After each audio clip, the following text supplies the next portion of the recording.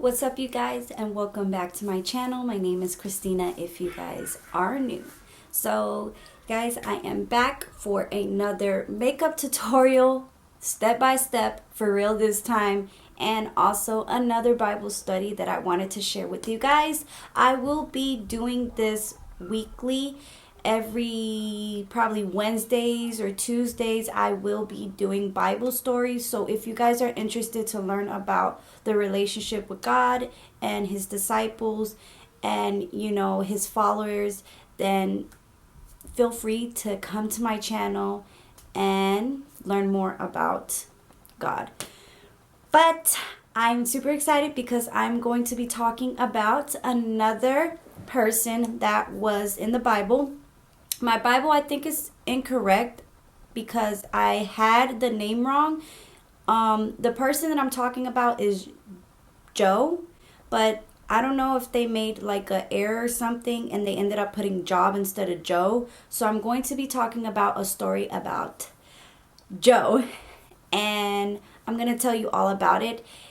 Also, if you like to come to my channel and do makeup and Bible stories, then this channel is for you.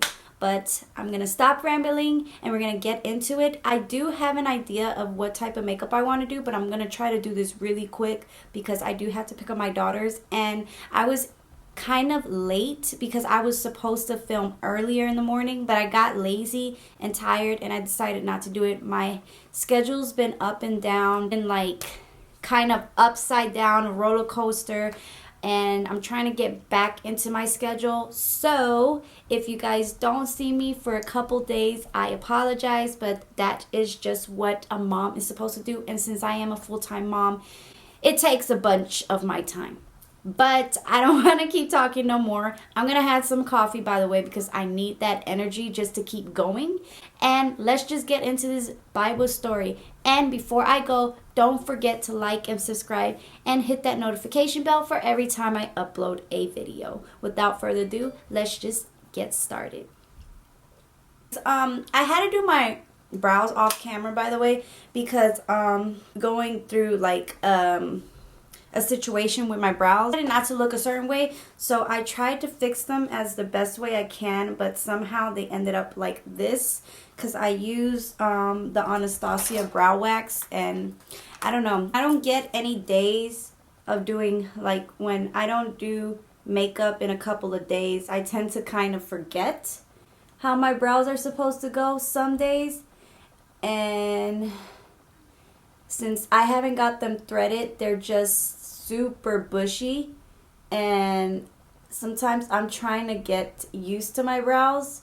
But yeah, I haven't worn the soap brow from Makeup Revolution because I wanted to go back to my Anastasia, but I mean, they're fine right now. Gotta fix it. Alright, you guys, so before we get started, I just wanted to say I pinned up my hair like this today because I wanted something simple, but I didn't want to make it into anything extravagant. And of course, like, I'm trying to get into the looks and do my hair a lot more, so this is why I'm trying. It's taking me time, but I did find a look that I do want to recreate while I am talking to you about the story. So I did come up with this look right here. I'm gonna try to see if it can focus. Please focus. And this is the look that I have right here. She has her hair pinned up, but her hair is kind of to the side, slicked to the side. I didn't feel like doing that. I just wanted something simple and just use my natural hair because, of course, I'm not trying to use too much heat in my hair. So I've been letting it, be natural, especially for the fall season. So this is the type of look that I'm going to go for. And she does have a little bit of some blues and purples. It kind of looks like from my last video, but of course, that's what we're going to go with. And yeah, and that's about it. I am going to be using, by the way, the Magnify Eye Electric Violet Edition from Rimmel. And these colors look exactly like the one in the picture, so I will be using these colors.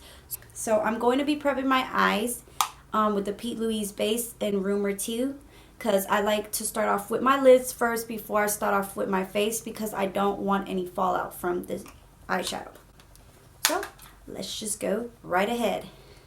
And I'm probably going to end up doing this, and it's going to fast forward just because I don't want to be on my lids since I'm doing my makeup, but talking to you about Joe. I had to look for my brush. Alright, so Joe, if you guys do not know who he is, I'm going to explain. Joe is one of God's other follower, and he was a very loyal child of God.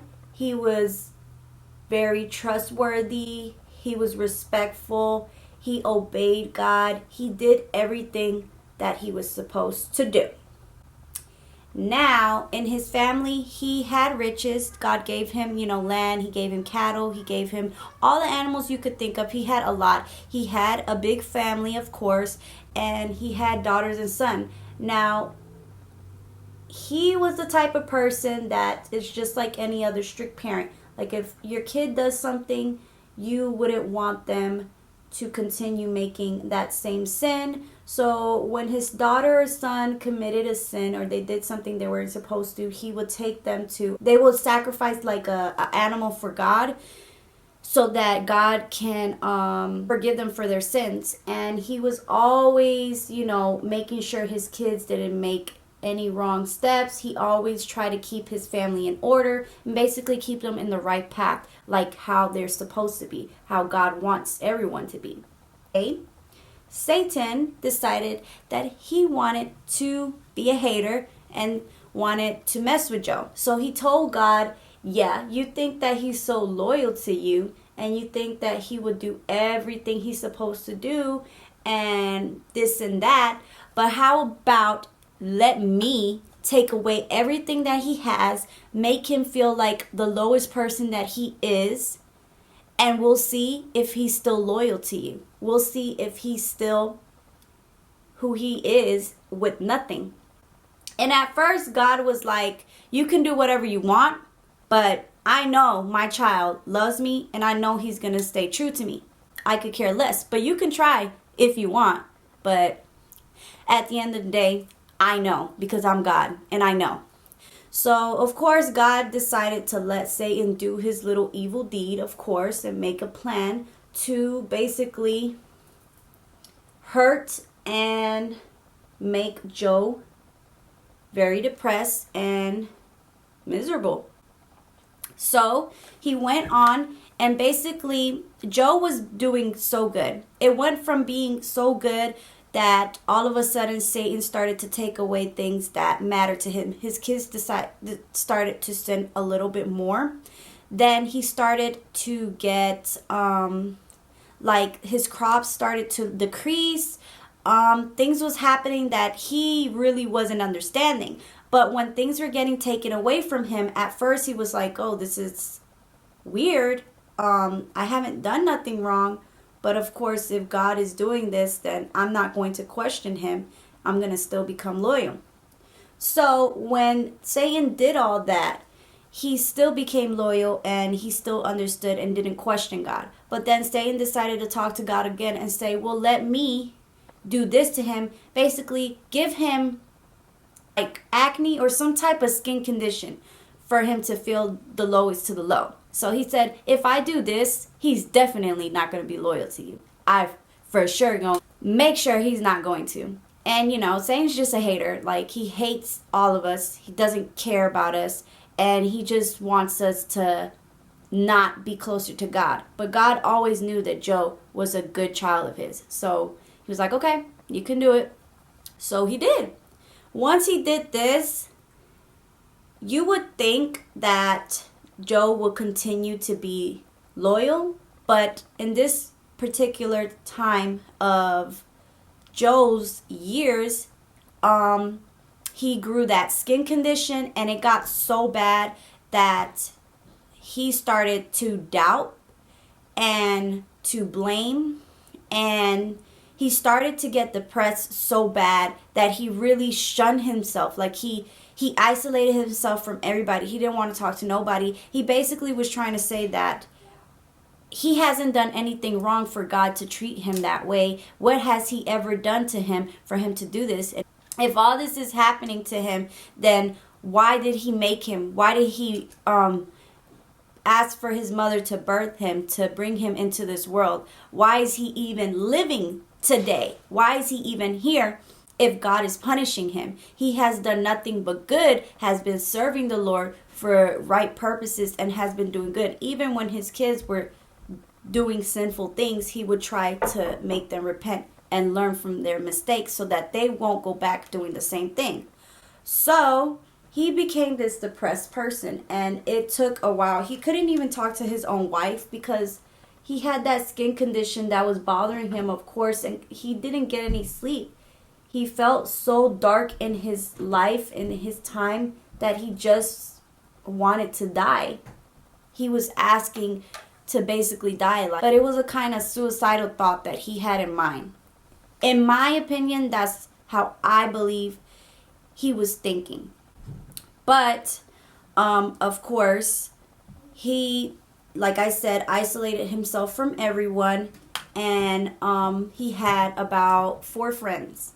So they went to go visit him because they wanted to see how he was doing. They wanted to make sure he wasn't going to do anything and just be there, be a support for him, because as well, his friends also were followers of Jesus. Alright, you guys, now I'm going to use the eyeshadow. It's kind of broken too because my son broke it. So some of these colors look identically like the picture, so I'm going to start off with, I believe, this purple, these 2 purples, and then the blue afterwards. Hers is a little bit different, but that's what we're going to do. Moved away from Joe, his friends came to be there with him, and Joe just started to become very depressed. He started saying, "Why is God punishing me? What have I done so wrong? Why doesn't he answer me? Why doesn't he want to talk to me? Like, if there's a way that I could just ask him, what have I done wrong, I can explain myself. But I know that if God sees that I have done something wrong, then please tell me. I'm not going to question his authority because he knows more than I do." But I just, deep down in my heart, I do kind of feel like I haven't done anything. I have been doing good. I have been doing right. I just don't get it. Like, what have I done so wrong? So while he's explaining this to his friends decide to tell him, well, maybe God is punishing you because you're being selfish. Because a lot of people used to think because Joe had riches, he had cattle and all that, and he was very wealthy, the man that he was, that a lot of people envy him, and his friends also were haters. They basically was trying to say that maybe God was punishing him because he was being very selfish. He wasn't helping out the needy. He wasn't helping out the poor, or women that were widows. But Joe disagreed with his friend and said, "No, I always help them. I always was there for them. I'm not a greedy person. I always give back to those in needs, because of course God didn't teach me to not just be greedy. He taught me to basically give back, because that is his purpose. That's what God put him here for. Like, in all of us, that's our purpose in life. We have to do things like that because God loves the poor." And so when his friend was saying that, he disagreed with him, and he was defending his other friends. Just continued saying, they were basically talking for God, thinking that these things probably is what God was punishing him for. And in reality, it was probably his friends being that way because they were haters themselves, and they all had a problem with him because of his wealth. They couldn't be happy to see a good man doing good, because they always wanted to see him fall. They wanted to see him go through a struggle, and they enjoyed that, which is not okay. It's wrong. You're going to be a supportive person. You need to be there for them. Don't tear them down when they're already at their worst. So they continued telling him this, and it was a bunch of old men. So you can just assume, and you can just think of, these old men are supposed to be wise. They're supposed to have wise words to tell you at the age that they are.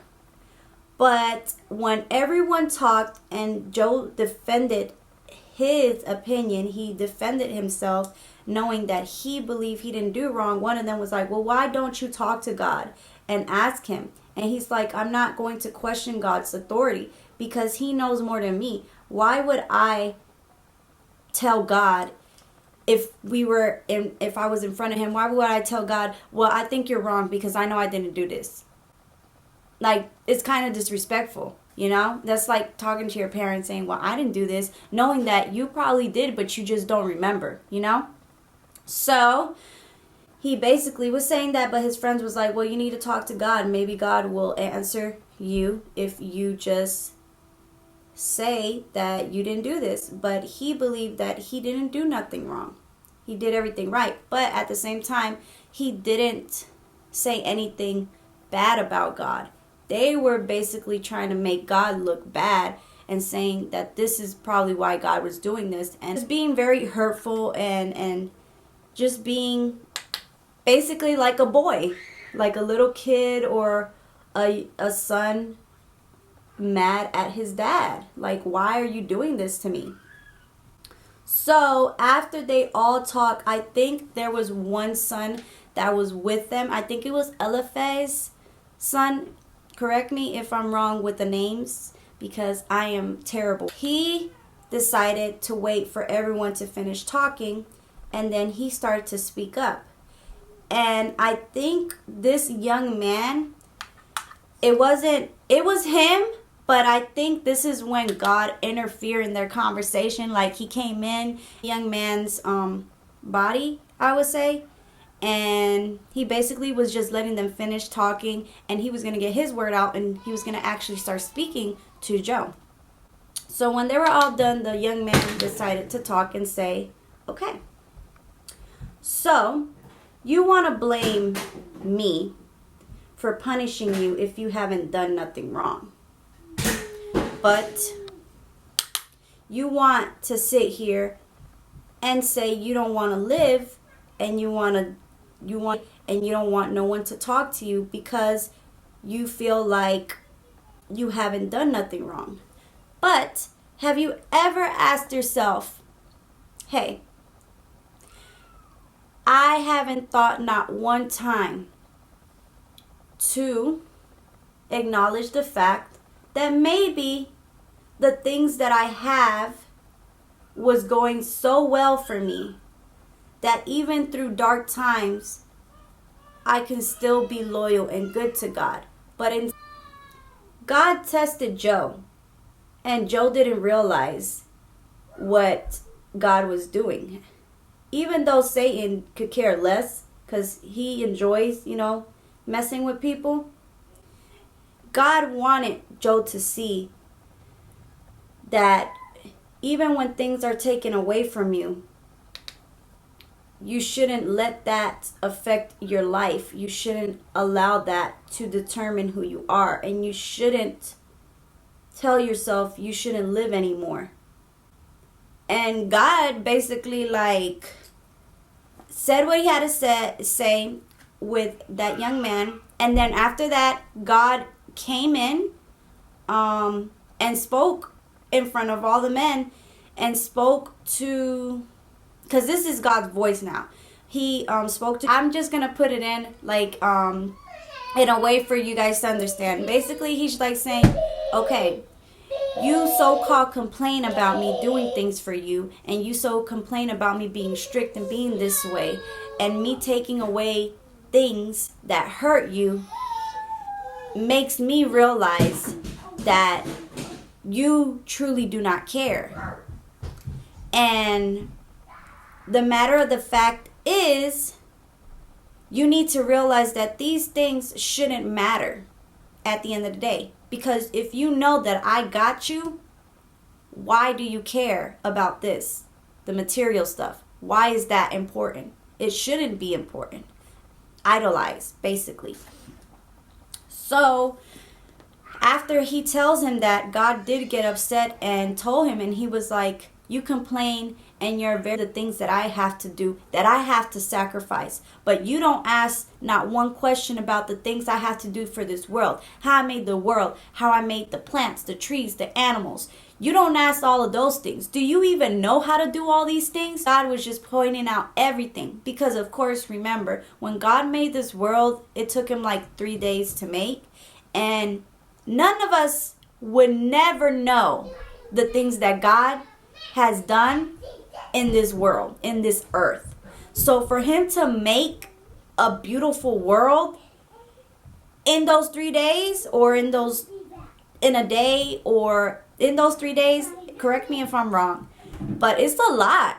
It's a lot to have to handle something like that. And I couldn't even imagine. I wouldn't even know what to say. I wouldn't even question it, because I know that that's not something easy. That is tough. Like, God handles so much stuff that nobody knows. And that's why he's so merciful and he's so peaceful, but as well as he might be strict, but he knows what he's doing. He cares. He's authoritative.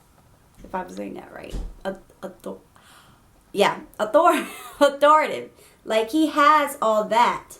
So for Joe to sit there and criticize himself and say all these things like he doesn't matter in this world and he doesn't have a purpose really hurts God. Because God didn't put him on this earth for him to care about only the wealth that God gave him. So, of course, when God let him know how he truly feel, Joe was kind of in shock. He didn't know what to say. And that's just like in any child. When your parent puts you in your place and they tell you all the things that they had to sacrifice and do for you, you're going to feel like, forgive me, Lord. I'd be like, oh shit, I'm such a horrible person. I said all these things not realizing that my own father does a lot for me. And I'm over here worrying about the wrong thing, cursing myself to not even want to be on this earth and believe that I don't have a purpose here. And while I'm saying all this, I'm not realizing how that is affecting my father. And once he realized that, he instantly told God, like, you created me before I was even born in my mother's womb. So you know, God. And I just want to say, I'm truly sorry. Like, forgive me. For I am just did not realize what I was saying this whole time. So when he did that, God kept going. So there is a little phrase in here that I'm going to go over it. I know it's really quickly. I didn't even get to highlight it. First, when Joe was starting to defend his innocence because of his friends, it meant something to him. But when God put him in his place, I was just like, that's some real cheese, man. Like, I'm trying to make it as short as I can. God, who is this that questions my wisdom with such ignorant words? Brace yourself like a man, because I have some questions for you. Basically, God said, where were you when I laid the foundations of earth? Let me tell you something. God tell you something like that, you better have some real balls to answer, because he is no joke. Like, he gonna challenge you because he knows more than we all do. So for Joe to question God and say all the things he said, like, it's hurtful, it's bad, it's wrong. And so after everything that God had spoken and forgave Joe at the end, he told Joe that he still loves him. I forgive you for this. And after he finished letting Joe know about himself, he then, you know how like when you getting in trouble and your parents getting on you and you think that, oh, you're the center of attention, and then you think that you're the only one that's going to get in trouble, and then here comes your siblings that get in trouble too. So he then turns to Joe's friends and he gets on them too, and he basically tells them, like, why are y'all lying to Joe? Y'all are the worst person to say that I am punishing him for this. Who are you to tell me what I can and can't do? And on top of that, don't be putting words in my mouth that I didn't say. The guy was like, y'all need to be quiet. So after God had told him that, he then tells Job he's going to bless him with more of cattle and riches. God also told him, hey, just remember who you talking to. And just know that I am always listening, even when you think I'm not. And God just wanted to make that very clear to Job. And when Job realized how wrong he was, and he was forgave by God, he then learned his lesson. And Job had a family, and he had more daughters and sons. And he lived for a long, long time till he was 170 years, and then he passed away. And that was the end of Job's story. I can say is it makes a lot of sense, and I'm glad that I read this story about Job, because it has a lot to do with about as a parent. Like, one day I'm gonna have to go through these same steps that I gave a hard time to my parents, and it's sad because I wish that I would have known better. But I'm glad that I wasn't such a big disrespectful child, even though I'm not perfect.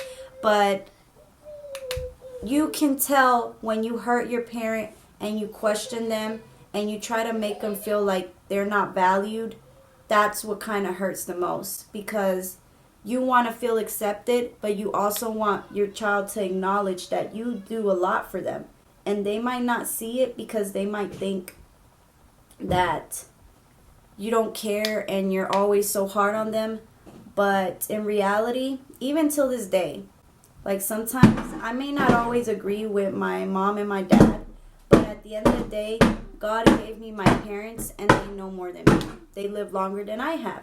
So wouldn't it be better to learn from the wise than to learn from a fool that never lasts long in life?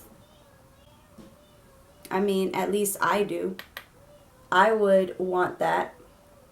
And that's why I'm so glad that I read Joe's story, because it happens in every day in each and one of us, in our lives and in our homes. So with that being said, you guys, I just want to say that just love your parents and thank your parents everything they do. Your parents are also children of God as well. And you also have to remember they only are going to last here for a certain amount of years. But as well as be there, and do not always criticize them and always blame yourself, your life, and always think, well, what purpose do I have here on earth? Because God didn't give us the mentality to think that we weren't special in His eyes. He created us. So we all have a purpose here. God knows our future, and He knows what we are going to do in the future. We may not know. We may not have it right now, in 5 years, in 10 years, but it will happen if we put faith, if we believe in Jesus Christ. We also have to just, it gives me chills because I'm trying to figure out, I don't know, maybe it's my Holy Spirit getting happy, but it makes me happy. I'm even sweating. But basically, just love your parents and appreciate every older person for what they have done for you. Not just only parents, it's anybody that loves and cares for you and had to make sacrifices for your well-being, for you, so that you can have the things you have. We can only do better if we seek in God, if we pray to Him and ask Him for the things. But also remember that when hardships happen, do not feel like it's over. This is just a test. It's just things that God has to do in place of your blessings. And sometimes I have days where I feel like now when things happen to me and when there's hardships, I sometimes question it, I'm not gonna lie, because I also have a thing or two just like Joe. But I'm always like, man, like maybe God is doing this because he's making me tough. He doesn't give me things that I can't handle. He knows I can handle it. So that's why he has to do these things. And while the enemy to make me lose my faith in God, I don't. I don't, because I love God. But I did have an experience in hearing God's voice. So that's why I kind of never doubted God, and I never lost my faith. Even when I stopped going to church and stuff when I was much younger, and I started to follow the wrong crowd and made wrong decisions, I never forgot about God. But now that I'm getting more closer with God, I know that I'm not perfect. It's going to take me time as well. But I just know whenever I read the Bible, everything that is said in there, it makes a lot of sense, because it really shows you your life. And while people think that the Bible is old, that it has no effect on everybody's everyday life, it really does. You just have to read it. So I just want to say that reading Joe was a good choice of story for me, because also my sister, shout out to her, she had told me about Joe, and at first I wasn't gonna read it, but then I got into it, and when I opened my book, I felt like God was right there with me, reading along Joe's life. And I felt also that the things that I was going through and the things that I have didn't matter and were very meaningless. Because I'm going to tell you, if I get makeup taken away from me, if I get a lot of things taken away from me, yeah, it's going to affect me bad. But am I going to blame God for those things? No. Why? Because I don't want to think that this is more important than God. I don't want to believe that I am so into myself that I forget who made me. If God takes things away, it's for a reason. I do not glorify these things and I do not idol these things. But he knows more than me at the end of the day. When things happen, just thank God and say thank you. Thank you, God.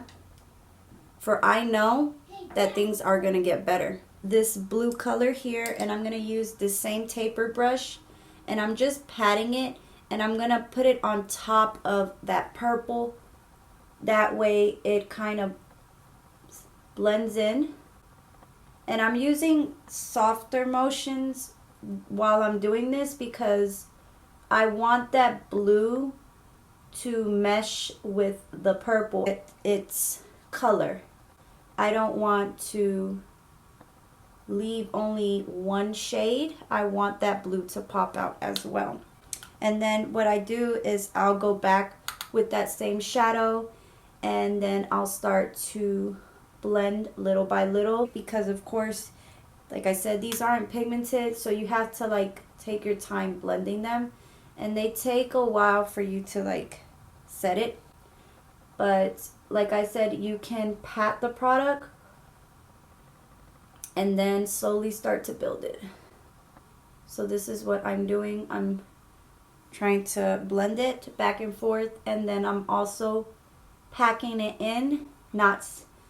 I said last time in my video stabbing, but you just want to press that product in that eye socket, like right in the end of your eye socket, and then you want to slowly start to blend it on the end and then back, and then you go back with a fluffier brush and you start to blend it. And don't worry, because I'm going to use like another brush to kind of fluff out the rest of it. I just want to make sure I get this color packed on first before I move on, because I like to do both sides instead of one, but I'm working with one right now because I do want that color to stay in place.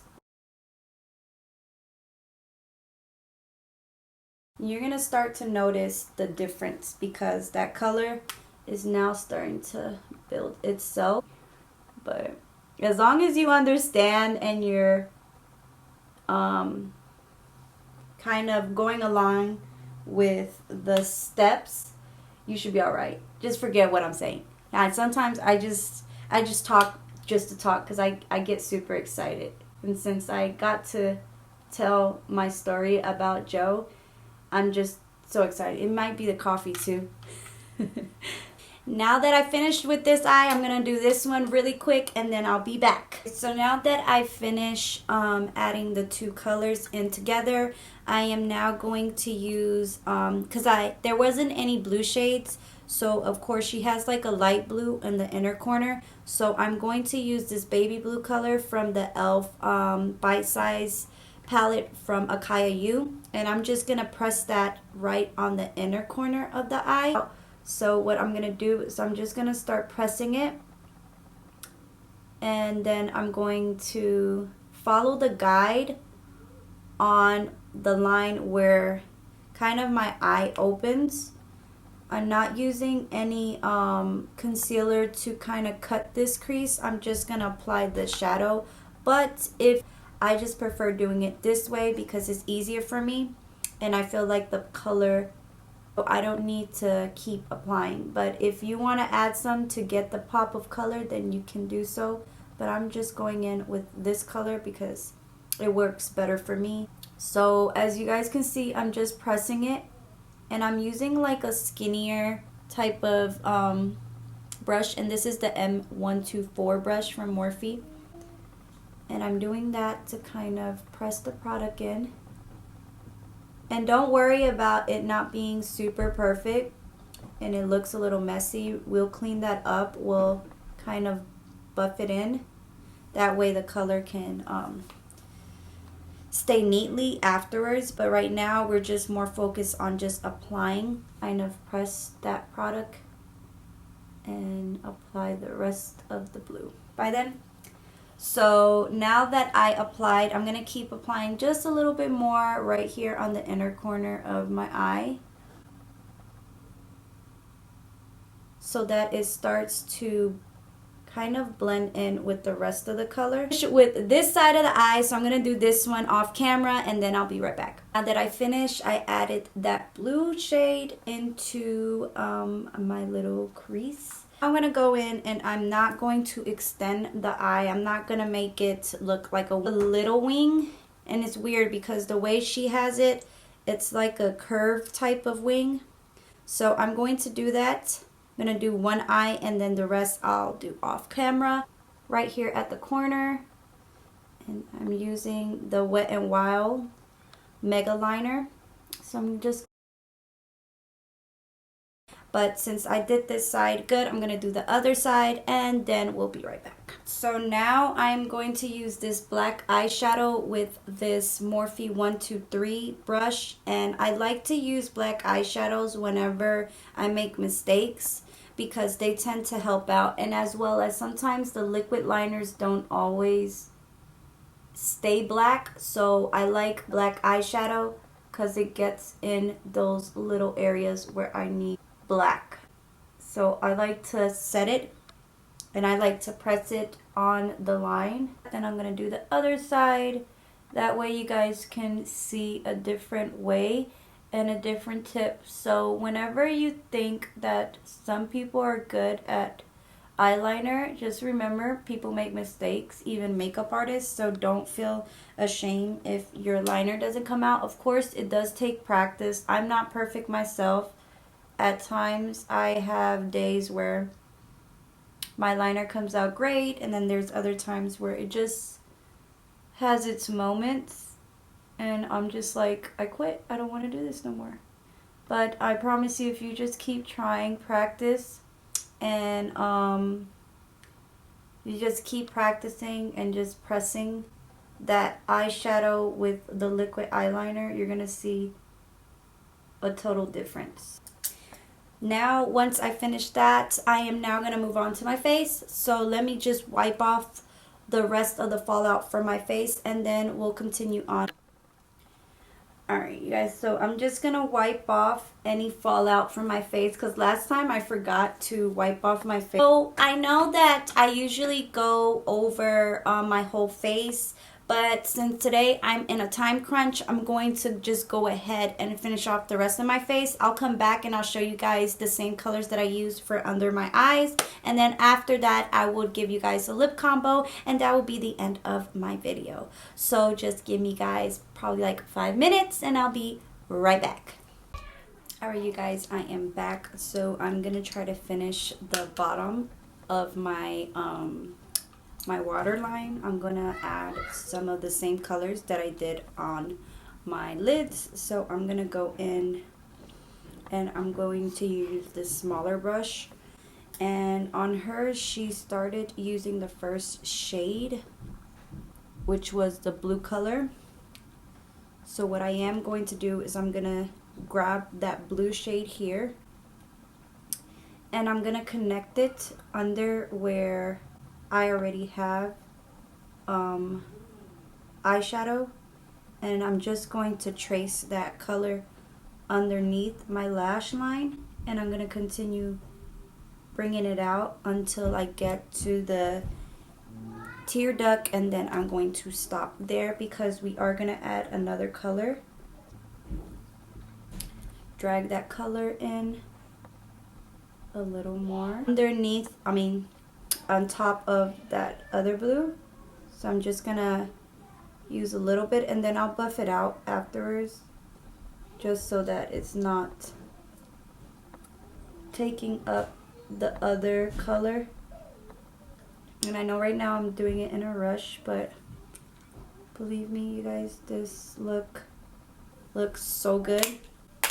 And I'm gonna use like a more tapered brush up like this one here, and I'm just going to fluff it out a little bit.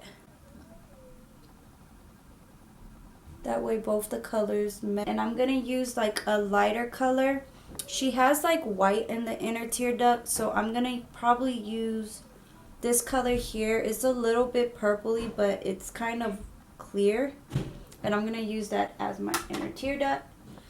So all I'm doing is I'm just applying it right in here. I'm going to highlight the e.l.f. Jelly Pop Glow Stick. I'm going to use a brush for this, brush that I got from the Dollar Tree. And I'm just going to put it on the brush. And then I'm just going to place it right at the top.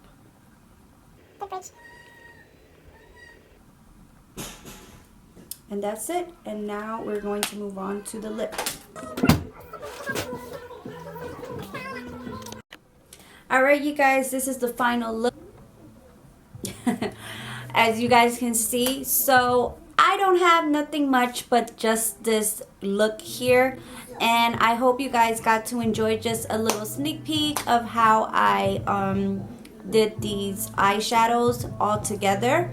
But of course I gotta go because now my husband is over here playing music. So I just wanted to say thank you for enjoying your time with makeup and Bible stories here on my video, and I will be uploading more Bible studies for you guys. If you guys would like, just comment down what you guys would like to hear about from the Bible. But I have to run now, but thank you so much for watching. I love you guys and God bless. Mucho besito. Bye.